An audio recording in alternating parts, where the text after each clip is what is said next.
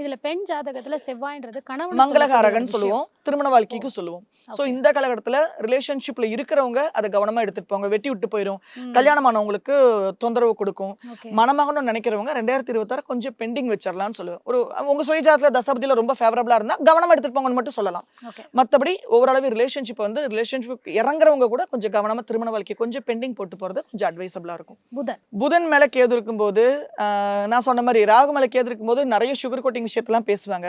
புதன் மேல கேது இருக்கும்போது எமோஷனல்ஸை வந்து அவங்க சுருக்க ஆரம்பிச்சிருவாங்க, இன்ட்ராக்ஷனை கம்மி பண்ண ஆரம்பிச்சிருவாங்க, எக்ஸ்பிரஸிங் செல்ஃப் வந்து கம்மி பண்ண ஆரம்பிச்சிருவாங்க.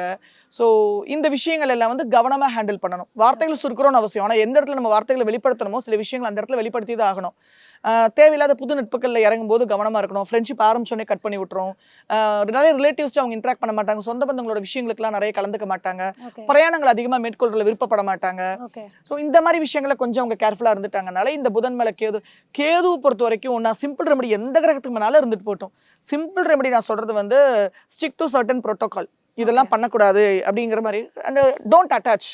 அது மேலே அட்டாச் ஆகிற ரமண மகரிஷி யாரோ ஒருத்தருக்கு தோள்பட்டியில் ஏதோ உடல் உபாதை வரும்போது கான்சியஸ்ல இருக்கும்போது தான் அதை